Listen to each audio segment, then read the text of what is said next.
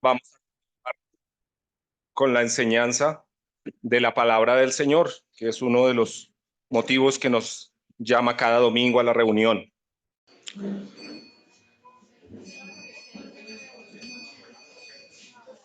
Quería preguntarles cómo están. Muy bien, ¿listos? ¿Calor, frío? Está haciendo calor, muy bien. Bueno,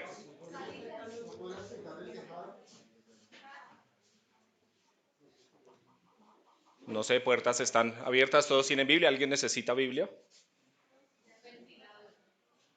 ¿Cómo se prende el ventilador? No sé. Bueno, yo tengo un gran privilegio y es que mi esposa cocina delicioso. Como familia, como familia disfrutamos mucho la comida. Yo también te digo, amor, muchas gracias. Mis hijos y todo mi ser te agradece que cocinas delicioso.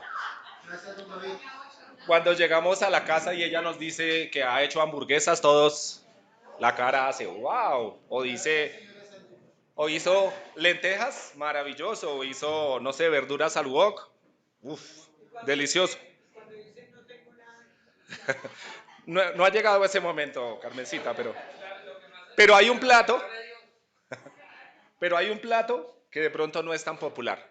Cuando ella dice, hoy hice auyama, uno de mis hijos hace una cara.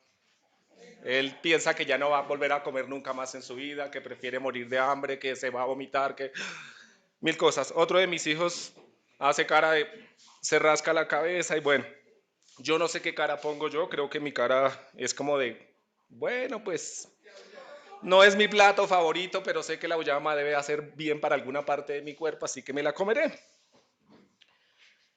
Pero la cara de ninguno de nosotros es de alegría cuando se nos dice de auyama.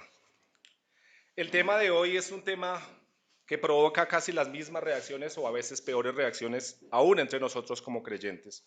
Vamos a hablar de la santidad. ¿Usted qué piensa o qué siente cuando escucha la palabra santidad? ¿A qué le suena? ¿Le suena de pronto a algo raro? Sí, bueno. Mm, sí, algo raro. Algo que causa asombro, santidad, o esa palabra es como, wow. ¿Produce miedo de pronto? Como que decir santidad. Es algo anticuado, algo por allá del pasado, algo que vivían algunas personas, pero que como que no tiene que ver con nosotros.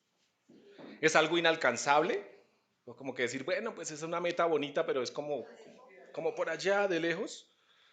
O lo sentimos de pronto como mi tarea pendiente, yo sé que debo ser santo, pero como que eso es como el álgebra para muchos de nosotros, como que es la tarea en la que peor nos va. Ahora piensen que el concepto de santo está muy extendido. Me atrevería a decir que no hay un solo país en el mundo donde no tenga un departamento, región, monte, lago, río, vereda, lo que sea, que tenga por nombre San, no sé qué, ¿cierto? No sé aquí en Cajicá, qué parte de Cajicá tiene algún San José, San Jerónimo, San Gabriel. Entonces, es un concepto muy extendido. O sea, Colombia tiene Santa Marta, Rusia está San Petersburgo, en Brasil está Sao Paulo, que Sao es en portugués. En francés Saint-Tropez, o sea, hay 1000 lugares del mundo nombrados con San, entonces el concepto está muy extendido.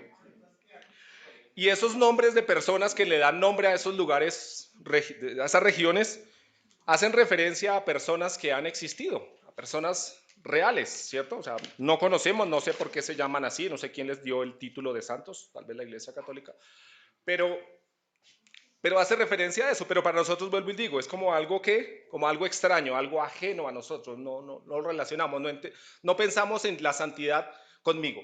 Y eso es lo que quisiéramos, o eso es lo que yo quisiera que lográramos conectar hoy, es decir, la santidad que tiene que ver conmigo.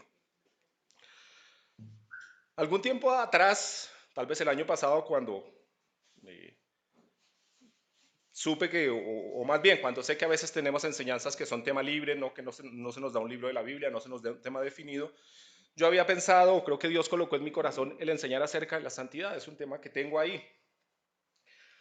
un par de semanas atrás, cuando tuve ya la programación, cuando nos dijeron, bueno, usted enseña tal día, dije, listo, ya tengo el tema, eso fácil.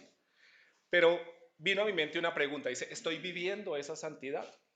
¿O me voy a parar allá adelante a hablarles a todos de santidad mientras yo vivo de forma no agradable delante de Dios? Pensé, cambio el tema. Muchas cosas pasaron por mi cabeza. Esta semana tuvimos reunión de las personas que tenemos la responsabilidad de enseñar y dentro de lo que se nos enseñaba nos decían, primero que todo, cuando vamos a enseñar algo debemos estarlo viviendo. O sea, que el tema volvió y yo otra vez ya, pero me sentí como acorralado con esa cuestión de decir, ¿qué hago? Algunos de los que estuvo en la reunión citó un ejemplo específico. Dice, porque si enseñamos sobre santidad y salimos a la calle a pelear y yo otra vez como que, tantas cosas. Yo pensé, ese hermano me está echando vainas. Si esa reunión fuera esta semana, yo dije, aprovecho que yo enseñé y me está echando vainas. Me echó vainas, perdón, antes de que empezáramos. Y como que hubo una ansiedad dentro de mí. ¿Enseño acerca de eso o no? Creo que sudé, oré acerca de eso. En algún momento me desvelé. Pero al final creo que el Señor me hizo entender algo. Y es que ninguno de nosotros ha alcanzado ya la perfección. Entre nosotros habrá algunos que pueden decir, están mejor delante del Señor. Y quizás algunos estamos más lejos de Él. Pero, pero creo que la iglesia existe para eso. Usted y yo venimos a la iglesia a aprender de la palabra de Dios. Y la palabra dice que la iglesia existe también para estimularnos al amor y a las buenas obras. Estamos aquí reunidos para que entre todos nos animemos, nos estimulemos, nos confrontemos, nos llamemos a cuentas. Y eso es lo que quiero que hagamos hoy. Así que estoy aquí delante de ustedes con más temblor que de costumbre, pidiéndoles que oren por mí, que oremos unos por otros, que nos llamemos a cuenta, que entendamos que nos necesitamos entre todos para crecer en esa santidad, ¿cierto? Vuelvo y digo, es como la materia inalcanzable, como cuando uno es malo para el álgebra, me pasó a mí, pero uno puede sentarse en el pupitre de su colegio y decir, yo soy malo para el álgebra, así que eso a mí no me hables de eso porque no voy a aprender, o decidir, yo voy a buscar a un compañero que me ayude a salir adelante con esa álgebra y voy a mejorar.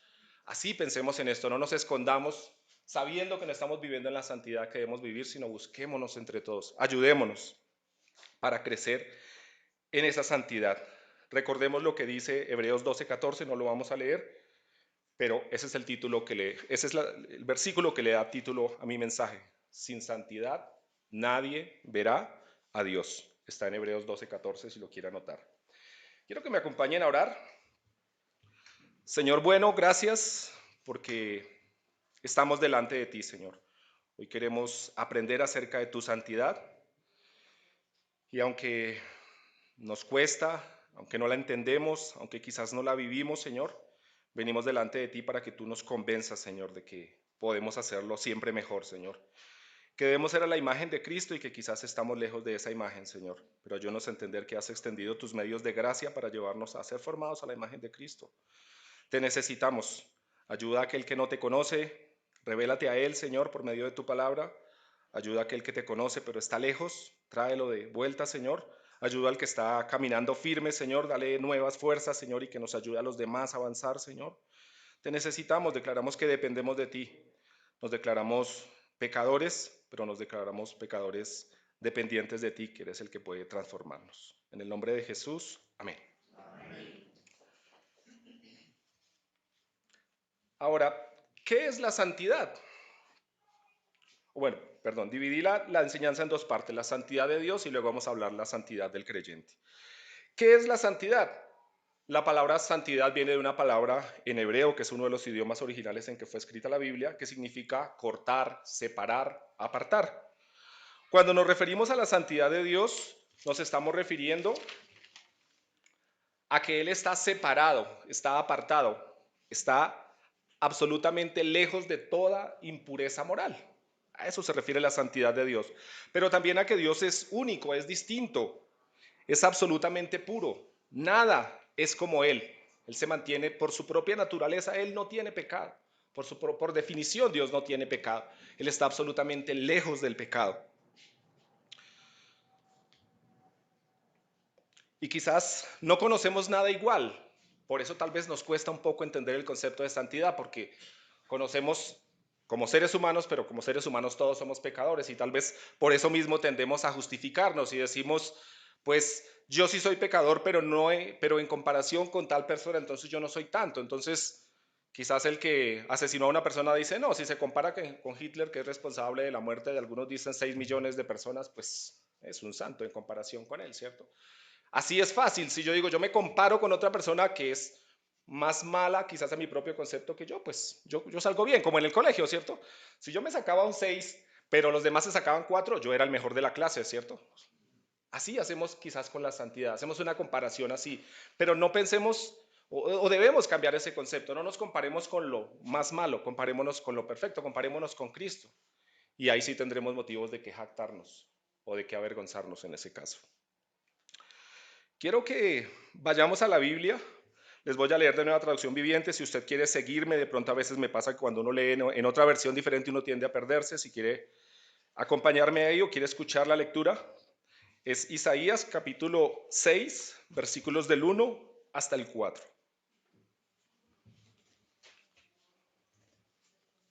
Dice, Isaías 6, vamos a leer versículos del 1 al 4 y no pierdan el pasaje porque luego vamos a leer otros versículos de ahí mismo.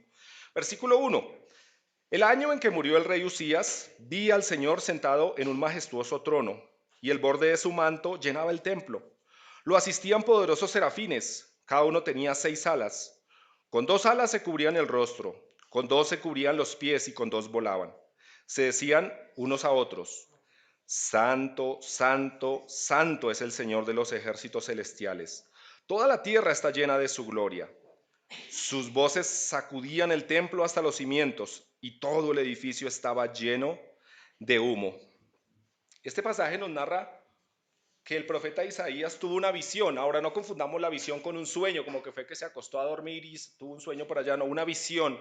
Podemos entender que tal vez fue llevado a la misma presencia de Dios. Dice que estaba delante del trono sublime, majestuoso. Dice que las ropas o el manto del Señor llenaba todo el templo. Y dice que habían unos ángeles allí, unos serafines, que son una clase de ángeles. Solamente creo que son nombrados en ese pasaje. Dice que tenían 6 alas. Con 2 alas volaban, con 2 alas cubrían sus pies y con 2 alas cubrían sus ojos. No podían, esos seres no podían ver la santidad y la majestad de Dios, se tenían que cubrir los ojos.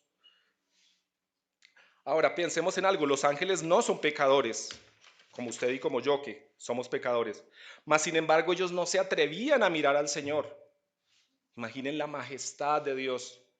O sea, no era algo, no era un juego, era algo sublime, muy especial lo que estaba pasando en ese momento. Y me admira eso, que esos ángeles que eran especiales, que parece que están ubicados en el trono del Señor para servirle a Él, que viven en la presencia de Él y no se atreven a mirarlo por su santidad y su majestad.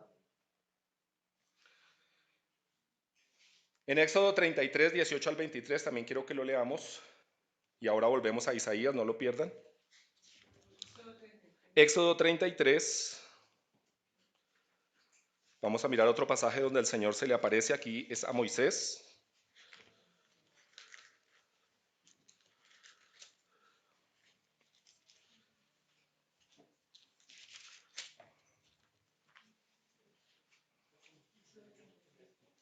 Dieciocho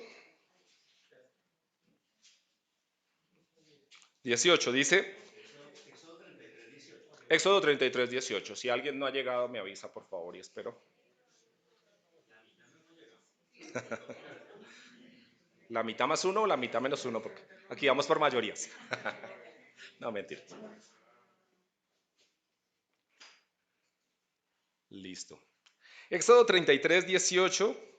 Moisés respondió, te suplico que me muestres tu gloria, tu gloriosa presencia, le dice Dios hablando, Moisés hablando con Dios. El Señor respondió, haré pasar delante de ti toda mi bondad y delante de ti proclamaré mi nombre, Yahvé.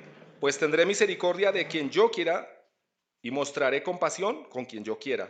Sin embargo, no podrás ver directamente mi rostro, porque nadie puede verme y seguir con vida. El Señor siguió diciendo, párate cerca de mí sobre esta roca. Cuando pase mi gloriosa presencia, te esconderé en la grieta de la roca y te cubriré con mi mano hasta que yo haya pasado. Después retiraré la mano y dejaré que me veas por detrás, pero no se verá mi rostro. Lo que dice en el versículo 18 me impacta. Dice, no me verá hombre y vivirá. Nadie puede pararse delante de Dios y mirarlo. Por eso suena, perdónenme la expresión, pero ridículo y tonto, y la gente que dice que fue llevada al templo delante de Dios y que estuvo allá y después vienen acá a la tierra supuestamente a contar sus historias. Fíjense lo que pasa allí. Dice que Dios tuvo que esconder a Moisés, tuvo que meterlo detrás de una roca y con la mano de Dios, una forma, ¿cómo se llama?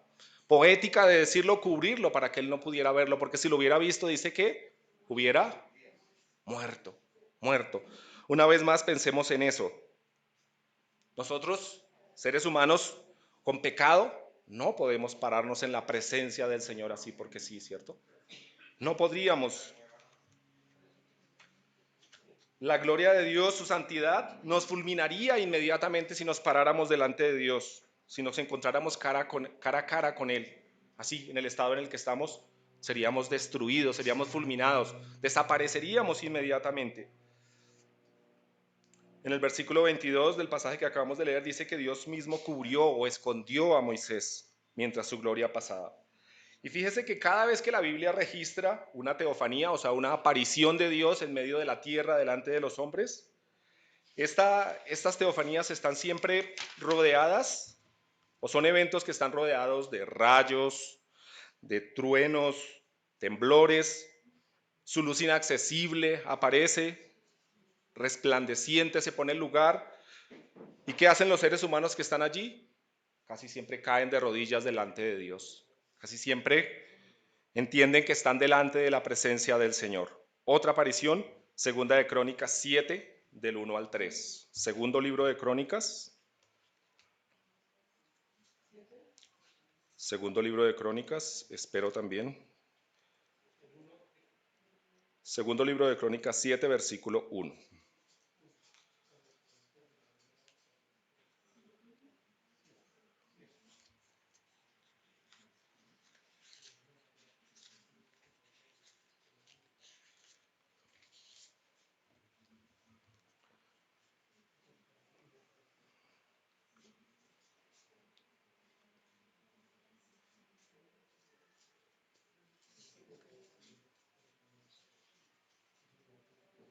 Y está sucediendo la dedicación del templo. Cuando construyen el templo, eso es el contexto del pasaje que voy a leer. Dice, cuando Salomón terminó de orar, cayó fuego del cielo que consumió los sacrificios y las ofrendas quemadas. La gloriosa presencia del Señor llenó el templo. Los sacerdotes no podían entrar en el templo del Señor porque la gloriosa presencia del Señor lo llenaba.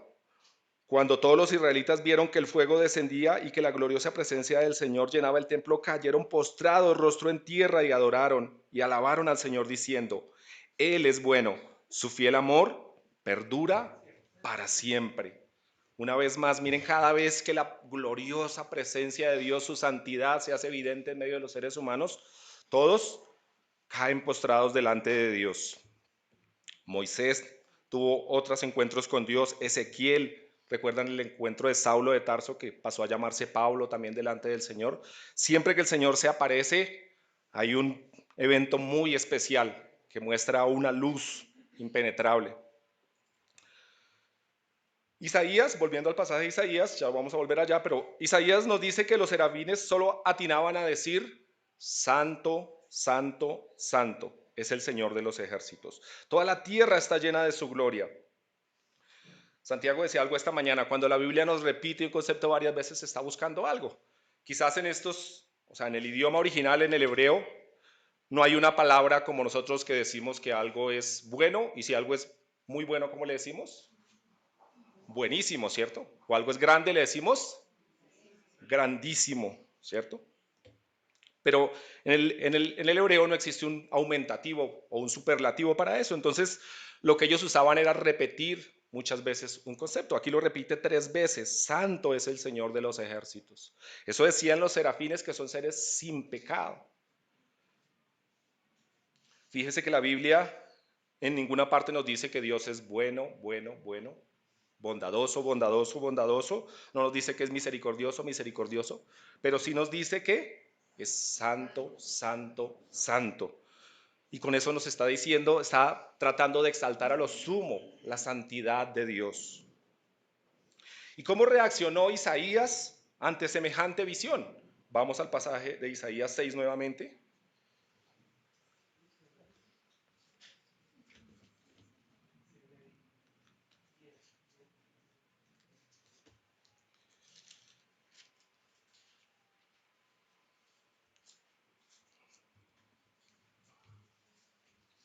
Isaías 6, ahora vamos a leer los versículos 5 hasta el 7.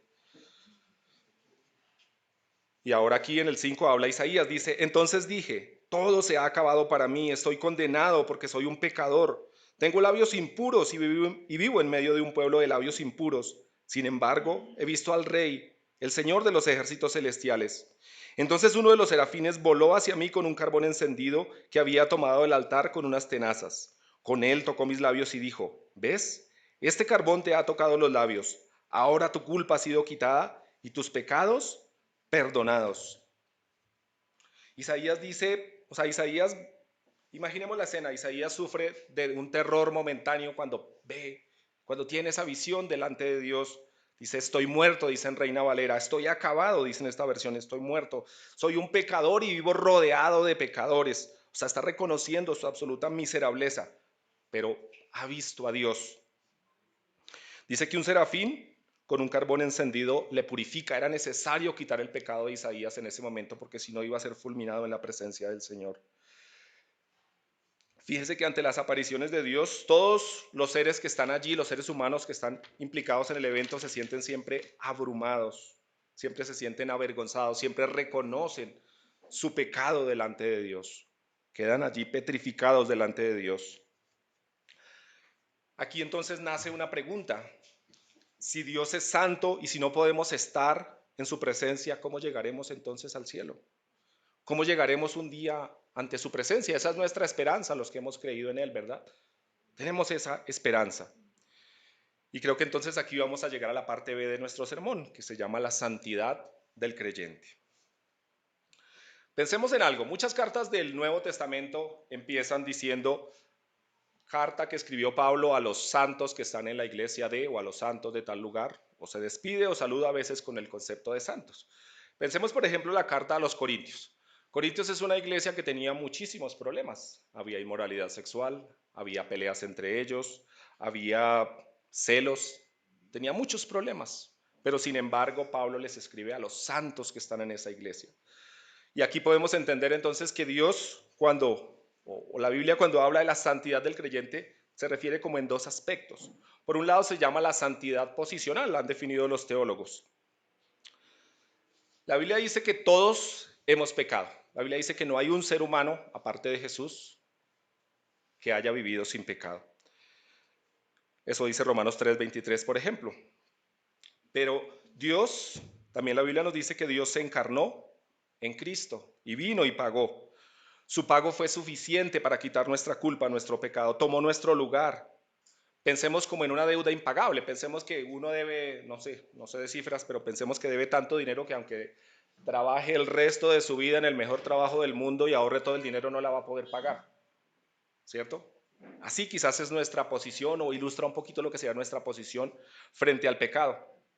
Usted aunque trabaje y ahorre y aunque obtenga los mayores recursos, nunca va a poder pagar esa deuda.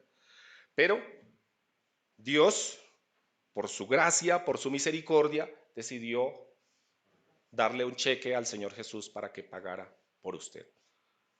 Entonces usted, a pesar de que no ha sacado un peso de su bolsillo, alguien viene, Jesús deposita ese dinero en su cuenta y usted ahora ya no tiene una deuda, ¿cierto? Y puede acercarse, presentarse ante su acreedor y ya no debo nada. Estoy limpio delante de él, mientras que antes quizás iba a ser encarcelado por la deuda. De algún modo quiero ilustrar con eso lo que es el pecado. Nuestro pecado es tan grave que nos separó absolutamente de Dios y no hay forma como seres humanos de pagarlo, ¿cierto? El pecado es impagable, o sea, yo lo entiendo como que si somos pecadores, O sea, es como mantener algo limpio, como si yo tuviera que llevar una hoja limpia absolutamente y tengo las manos sucias. O más bien, tengo todo mi cuerpo sucio. ¿Cómo voy a llevar la hoja limpia allá? De algún modo la voy a contaminar, ¿cierto? Pero vuelvo y digo, la gloria es para Cristo porque Él fue quien se entregó y pagó por nuestro pecado. Aunque éramos pecadores, el pago que Él hizo nos ha redimido. ¿Qué nos queda hacer? Entregar nuestra vida a Él, creer y aceptar que ese mensaje es verdadero, que Él fue el que pagó. Dios nos ve a través de Cristo. Por eso puede vernos como santos, por eso es que nos llama santos, por eso es que Pablo le escribe a los santos de la iglesia, porque se imputó eso a nuestra cuenta. Ya no tenemos esa deuda, porque Cristo pagó, entonces ya queda cancelada la deuda, está limpio de deudas. Así de ese modo es la santidad posicional. Es por eso que cuando nos reunimos y cuando le buscamos debemos adorarle y cantarle y agradecerle porque es que es por sus méritos, hermanos. No hay mérito en nosotros, no es que nosotros seamos mejores y Dios nos sacó de lo mejor de Chía, de Cajicá, Dios nos escogió y nos trajo porque éramos lo mejor, no. La Biblia dice que de lo vil y menospreciado fue que Dios escogió. Éramos pecadores perdidos, pero por su gracia estamos aquí, por su gracia tenemos esa esperanza de ir delante de Él. Pero en otro aspecto la Biblia también nos llama a buscar la santidad. Está bien, ya somos santos. Si usted muere en este mismo instante, a pesar de que usted y yo hayamos cometido algún pecado, vamos al cielo. Tenemos la seguridad de la salvación, ¿cierto? Estamos seguros de que la salvación no se pierde. ¿Sí? ¿Todos están seguros? ¿Me miran con... Eso dice la Biblia, que somos salvos, que ya vamos para el cielo, que no estamos esperando nada más, ¿cierto? Que no estamos esperando un mérito más, no estamos esperando que se acabe de llenar la ficha para poder entrar. Si usted ya aceptó a Cristo, usted ya va para el cielo, así muera en este mismo instante. Pero la Biblia, a pesar de que ya somos llamados santos, también nos habla de la santidad progresiva. Hasta el último suspiro de su vida y de la mía debemos estar buscando vivir para Él. No importa que usted ya se sienta que es mejor y que está esperando que golpeen a su puerta y le entreguen la aureola, bueno, maravilloso, me alegro mucho, pero todavía podemos parecernos a Cristo. Vuelvo y digo, nuestro punto de comparación no es el tipo que está acusado de no sé cuántos delitos, nuestro punto de comparación es Cristo. Allá miremos, ¿cierto? Como en el colegio, piense en el mejor de la clase, el que sacó el ICFES perfecto, compárese con él y diga que es buen alumno, no con el que le fue peor, el que casi no iba, el que... El verdadero creyente, aunque puede ser arrastrado, siempre, siempre, siempre se arrepiente y busca la santidad. Vuelvo y digo, por mi propia experiencia sé que como creyentes muchas veces triste, dolorosa, vergonzosamente somos arrastrados por el pecado. Pero el verdadero creyente vuelve. El verdadero creyente se arrepiente, el verdadero creyente busca la santidad. Y la santidad tiene componentes, o es algo integral. Mi santidad no solamente tiene que ver con lo que yo hago, sino también con lo que yo digo, lo que yo pienso, lo que miro, las personas con las que me relaciono. Mi santidad no solamente debe estar presente aquí cada domingo que vengo, porque es que el domingo aquí todos son santos, yo a todos los veo. ¿Cierto? Aquí todos pasa algo, alguien me pisa y uno, no, tranquilo, hermano, no se preocupe, pero allá afuera quizás no somos los mismos, ¿cierto? Si alguien me pisa aquí le traigo un tinto y tranquilo, hermano, no se preocupe, pero allá afuera, ¿quiénes somos? Nuestra santidad no tiene que ver solamente con un espacio físico o un momento como hoy, no, la santidad es algo que vivimos a diario. Mi santidad tiene que ver con la forma en que yo trabajo, en la forma en que administro mis recursos. Mi santidad tiene que ver con todo en mí, con mi estudio, con las personas que me relaciono, con la televisión que veo, con la música que escucho, todo. Mi santidad es inherente a mí porque Dios la colocó allí. Ahora, si usted como creyente o yo como creyente no estamos luchando, si no te duele, si no te avergüenzas o si no me avergüenzo cuando pecamos, es porque no eres un creyente. Estás en condenación. Quizás estás aquí porque, no sé, alguien te invitó, porque te parece chévere o bueno, alguna razón. Pero si no te duele, si no sientes dolor y vergüenza por tu pecado, eso es lo que la Biblia enseña. Yo no estoy especulando ni estoy juzgando su posición, pero es lo que la Biblia dice. Quizás la santidad es un aspecto dejado atrás, ridiculizado, diluido, licuado. Tal vez pensamos en Dios como un viejito con barba que está sentado en un trono ahí y a veces se pone bravo y nos castiga, pero como que toca irnos bien con él porque es que también es una especie como de Aladín. al que yo le pido mis deseos, es que yo quiero tener esto y yo quiero tener esto y necesito que me sanes y necesito que me des y necesito, y es como un ujier cósmico, decía alguien, como alguien que está listo para servirme. Así a veces vemos a Dios. Quizás hemos perdido la reverencia ante el Dios Santo. Yo cuando leo estos pasajes de cuando Dios se apareció ante estas personas, digo, es que era algo impactante, o sea, algo que producía terror en ellos. Había una reverencia, quizás hemos perdido. Aún nosotros, el mundo afuera siempre la ha tenido lejos, no entiende lo que es la santidad, pero nosotros como iglesia, no digo esta iglesia, digo la iglesia extendida en todo el mundo, quizás no dimensionamos hoy en día lo que significa la santidad de Dios. Necesitamos urgentemente salir de ese estado. No podemos permanecer allí siempre. Necesitamos hacer algo, necesitamos movernos en dirección a buscar realmente vivir en la santidad de Dios. No juguemos más a minimizar lo que es Dios, a hacer un Dios a nuestra manera, porque vuelvo y digo, nos gusta decir como que ajustar un Dios que se ajuste a lo que yo soy. Entonces, si yo no hago esto, no es porque a Dios eso le agrada, y si yo hago esto, eso a Dios no tiene problema con eso, ¿cierto? Pero vamos a la Biblia, busquemos allí, ¿será que a Dios esto que estoy viviendo, esto que estoy haciendo le ofende? Quizás hacemos como los fariseos.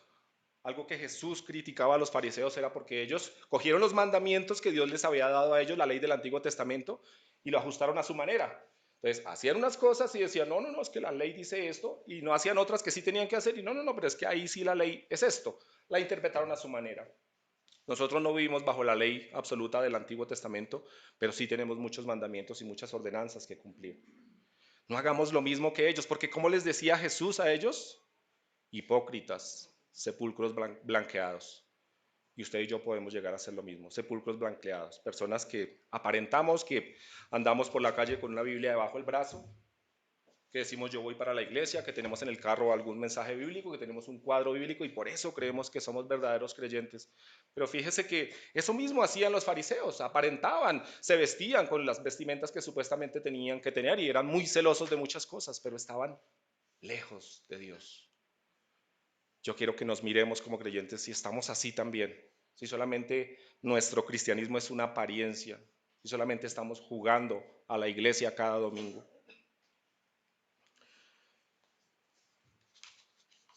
Que sea real lo que cantábamos en la canción hace un momento. Ser como tú es mi deseo, decíamos en las canciones que cantábamos al principio. Que realmente queramos ser como Él.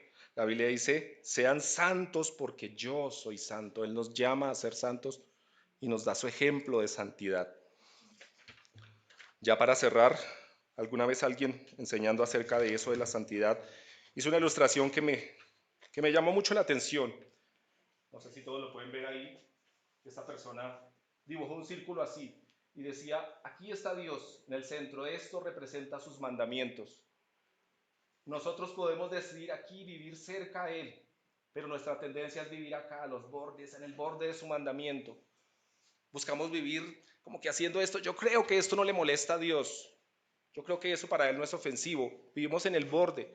¿Por qué no decidiéramos vivir siempre lo más cerca a Él? No buscando lo que le desagrada o tratando de evitar lo que le desagrada, no, sino buscando lo que le agrada, buscando su gloria, diciendo yo estoy seguro que esto le va a dar gloria a Dios. Pero a veces pensamos, no, yo creo que esto no le molesta a Dios de a mucho. Hay como que un poquito de duda, pero no buscamos realmente estar cerca de Él y hacer las cosas de la mejor manera para Él. Otra pregunta que ronda mi cabeza es, ¿y cómo hago ahora entonces? Si a veces soy convencido de mi pecado, si me arrepiento y al poco tiempo vuelvo a caer. Es la experiencia que suele sucedernos a nosotros como creyentes. Cuando cuando estudiamos la Biblia, se nos habla del Espíritu Santo, la tercera persona de la Trinidad, de la palabra griega paracleto, que significa consolador, consejero, ayudador. Eso es el propósito por el cual nos fue dado el Espíritu Santo. Si usted ha recibido a Cristo o si lo recibe hoy, en ese mismo instante el Espíritu Santo empieza a vivir dentro de nosotros. Y ya tenemos dentro de nosotros un ayudador, alguien que está allí para levantarnos, para convencernos. Pero nosotros podemos o contristar ese espíritu, eso nos dice la Biblia, o podemos buscar la llenura de ese Espíritu Santo. O sea, creo que es en Gálatas que dice que hay una lucha entre nuestra carne y nuestro espíritu. Dos fuerzas dentro de nosotros que se oponen, ¿cierto? ¿Cuál de las dos gana? La que se alimente más, ¿cierto? Si yo alimento mi carne, dice que de la carne voy a cosechar pecado, ¿cierto? Y somos expertos en alimentar la carne, ¿cierto? En el sentido natural de decir yo me alimento, ya tica, yo creo que todos salimos a buscar almuerzo y todos, no, eso, la comodidad, hay que dormir bien, hay que tener buena ropa, buscamos eso y eso no está mal. En otro sentido también alimentamos la carne cuando permitimos que el pecado empiece a llenarnos, ¿cierto? Pero el espíritu lo alimentamos con la misma diligencia. ¿Será que buscamos la palabra del Señor cada día y decimos necesitamos de Él? Y cuando utilizo el plural y me incluyo es porque yo lucho con eso. Porque mi esposa y mis hijos pueden decir, hay días que yo como que no busco a Dios realmente. Necesitamos eso, hermanos. Es la única forma en que vamos a salir adelante, fortaleciendo la presencia del Espíritu. Él está ahí, pero yo puedo o minimizarlo, dejarlo ahí, o puedo hacerlo crecer dentro de mí. ¿Y cómo lo hago crecer? Utilizando lo que llamamos los medios de gracia. Y aquí quedaría una parte práctica y como unas tareas. Lo dividí solamente en tres partes, pero hay muchas más cosas. La primera de ellas sería orar. Tenemos que orar por conocer a Dios y sus atributos. Creo que parte de nuestro problema es porque no conocemos a Dios realmente. Porque nos conformamos en decir que somos salvos y está bien, yo no puedo dudar que lo seamos, pero no profundizamos más en Él, ¿cierto? Buscamos más, cuando leemos la Biblia muchas veces lo que buscamos son sus promesas de mejores cosas, pero no estamos buscándolo a Él. Alguien decía, nos conformamos con las migajas de su mesa, pero no con el Señor de la mesa. Debemos orar por conocer a Dios más y sus atributos. Tenemos que orar por arrepentimiento, porque Dios nos dé una sensibilidad al pecado que no sea hasta que ya estamos sumergidos hasta aquí en el pecado que nos demos cuenta que estamos pecado, que seamos sensibles ante la presencia del pecado, que podamos tener quizás esa sensibilidad de Dios para definir el pecado. Tenemos que orar porque haya fortaleza ante la tentación, porque la tentación viene todos los días a nuestra vida y somos nosotros los que o abrimos o cerramos la puerta. Tenemos que orar también porque Dios traiga santidad a todos y cada uno. Está bien, tenemos que orar, quizás en este caso sí es primeramente por la santidad nuestra personal, pero también oremos por nosotros como miembros de esta iglesia. Esta iglesia no es tan grande para que estemos orando todos, ¿cierto? Cada día, no sé, hacer una lista de oración, voy a orar por tal hermano, por tal persona, por aquel que no ha regresado, por todos, ¿cierto? Sin saber qué está pasando en su vida o maravilloso si aún sabiendo lo que está pasando en su vida lo podemos hacer. Entonces, la primera tarea sería orar en esos aspectos. Otro aspecto es leer la palabra del Señor. Eso es otra cosa que va a fortalecer nuestro espíritu. Todos los días y toda la Biblia, ¿cierto? Como les decía, el ejemplo de la Ullama nos puede pasar lo mismo que en la Biblia. Hay veces somos expertos en subrayar promesas de Dios y las cosas y las bendiciones que Dios nos da, pero nos cuesta leer y estudiar pasajes que nos hablan de la santidad de Dios, del juicio de Dios. Necesitamos leer toda la Biblia y todos los días. Yo no le voy a dar una cantidad, ¿cierto? Creo que es importante leer y entender, ¿cierto? La Biblia no es como un amuleto en el que si, como algunas personas lo tienen, que lo tienen abierto en la sala de su casa en un libro y por eso creen que eso les va a traer protección. No, la Biblia es un libro práctico, así que yo sugiero que leamos cantidades que podamos digerir, ¿cierto? Como, no sé, alguien dice un capítulo, alguien dice leo de título a título, alguien tiene la capacidad de leer 3 capítulos diarios, no sé, pero que estemos alimentándonos de la palabra del Señor, que ese sea el alimento a nuestra parte espiritual. También leamos textos específicos que tienen que ver con nuestras áreas débiles, con las cosas que no entendemos, ¿cierto? Profundicemos, hagamos estudios temáticos de la Biblia. O sea, no sé si Dios ha tocado su corazón con esto, lea acerca de la santidad. Nomás leyendo en la concordancia donde dice santo, santificación, santidad, va a encontrar temas muy interesantes. Hay Biblias que tienen temas muy específicos. Entonces, miremos textos muy específicos, memoricemos versículos, coloquemos versículos en la pared, en la casa, en el celular, en donde sea, que nos recuerden las cosas que necesitamos estar cambiando. Yo creo que todos, si usted es un creyente de Dios, nos convence, ¿cierto? Uno siente cuando no está haciendo lo correcto porque el Espíritu está allí todos los días convenciéndonos. Entonces, trabajemos en eso, seamos muy diligentes, muy específicos, muy claros en hacerlo, ¿cierto? Porque a veces decimos, sí, Señor, ayúdame a ser santo, amén, amén, y ya, no, más específicamente podemos pedirle al Señor. Escribe, memoriza versículos bíblicos, memoriza la palabra del Señor, trabaja en ella y a la vez también puedes compartirla con otros. Qué bueno es cuando un hermano le escribe un versículo, mire, leí este versículo y me pareció tan chévere, muy específicamente, trabajemos en la Biblia. Otro medio de gracia es el congregarnos. Necesitamos hacerlo. Y cuando piense en las razones, cuando sea sábado por la noche, domingo por la mañana, diga yo voy, no voy mañana, piense que nos congregamos para compartir la cena del Señor, que es un mandato de Él. O sea, la cena del Señor no se la inventaron, no sé, los reformadores, no se la inventó el Papa, no se la inventó los fundadores de la Asociación Seguidores de Jesucristo, no se la inventó Santiago. No, es Dios quien la colocó allí. Y a eso nos convoca el Señor cada domingo. Debemos venir preparados para la cena del Señor, debemos venir dispuestos, debemos pensar que si no participamos de la cena es algo desagradable delante de Dios, es algo vergonzoso delante de Dios. No podemos decir, no, pues es que pensemos en eso, demos el valor a lo que significa las cosas que Dios ha colocado allí. Vuelvo y digo, si fuera una ordenanza de hombres, bueno, usted no participó en la cena, bueno, es una ordenanza de hombres y bueno, es que los concilios y los reformadores, pues yo estoy de acuerdo con esto, pero el Señor fue claro en colocarla allí. Y hágalo no para que los demás lo vean, hágalo con la diligencia, como la Biblia dice, examinando su corazón. También congrégate para escuchar la enseñanza de la palabra de Dios. Yo sé que con ese calor que está haciendo todos luchamos con el sueño ahí, ¿cierto? Es difícil, yo he estado allá. Yo he estado allá. Y sé que el calor me hace a veces como que me empiezo a ir y a veces el predicador se enreda y como que uno empieza como... No digo que eso sea pecaminoso y que le va a caer un rayo, no deseo eso porque de pronto me cae el rayo a mí. Pero lo que digo es, disponga su corazón para la palabra del Señor. A eso venimos, a aprender la palabra del Señor. Quizás a veces yo puedo decir, no me acuerdo qué enseñaron la semana pasada, pero procuremos aunque sea tomar una nota y decir, mire, hablaron acerca de esta cosa, voy a meter aunque sea una cosa de todo lo que dijo. Pensemos en que la palabra de Dios es puntual, necesitamos atesorarla en nuestro corazón. Congrégate también para animar a otros. La iglesia no solamente es un lugar donde usted viene y es un restaurante y se sienta y que le sirvan. Usted no viene aquí para que a su hijo le den clase de escuela dominical y unos señores allá adelante canten y otros y que le hagan todo a usted. No, usted también está, usted y yo estamos aquí también para dar. Dios nos manda a congregarnos para dar a los demás. El día que usted no viene, entonces alguien no recibió lo que Dios le había encargado, como que Dios le encargó algo y le dijo, usted tiene que entregarlo el domingo y si usted no viene, no lo entregó. Piensen eso, usted es necesario en esta congregación, le amamos y lo esperamos aquí cada domingo, pero ante todo la cita es con el Señor, no con nosotros. Congrégate también para adorar unidos. Si usted mira en Hechos de pronto la historia de cuando empezó la iglesia se reunía y cantaban y adoraban y exponían la palabra. Eso tratamos de hacer actualmente.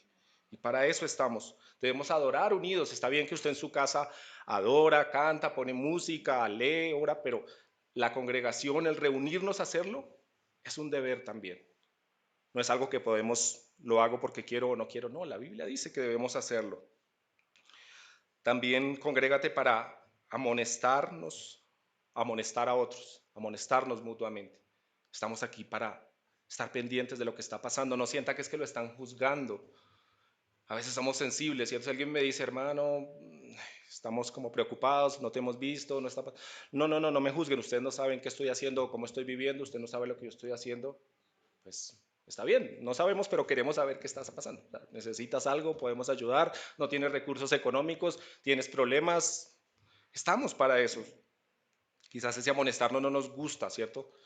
Vuelvo y digo, a muchas personas les gustan las iglesias muy grandes donde nadie le dice nada, donde todo el mundo entra y sale y nadie sabe él quién es, de dónde es, pero ese no es el modelo bíblico. El modelo bíblico es que las personas se conocen, estamos aquí para eso, para conocernos, para animarnos. Quizás, vuelvo y digo, hay muchas más herramientas en las cuales podemos crecer y fortalecer la presencia del Espíritu Santo en nosotros y de esa forma llegar a la santidad que Dios espera de nosotros.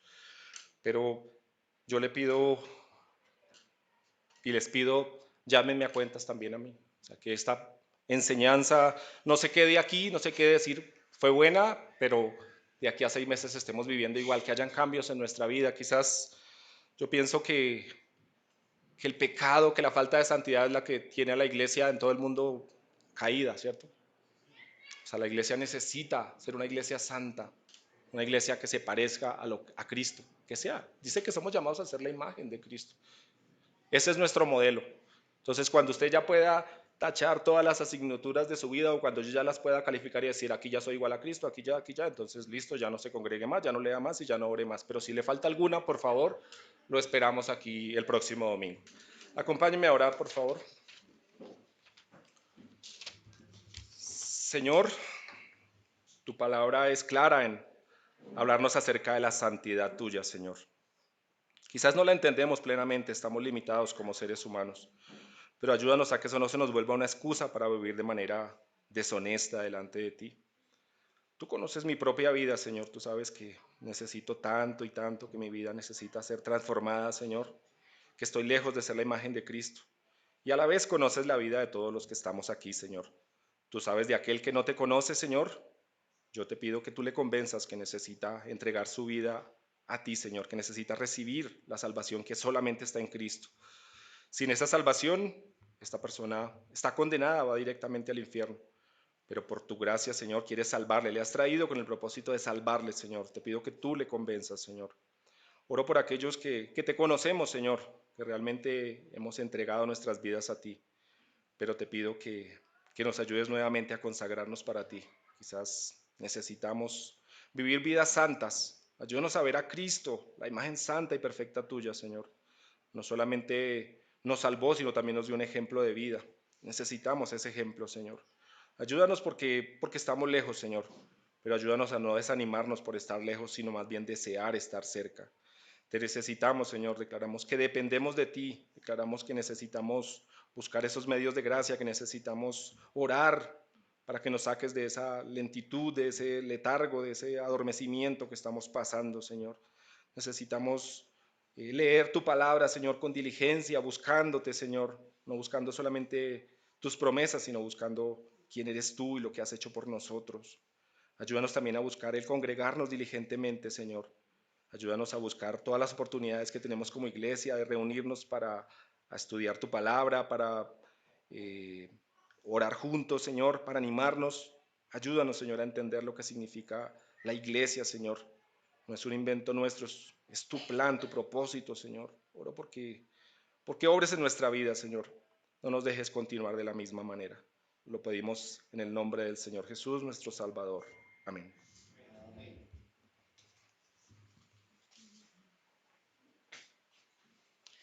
Bien, mis hermanos.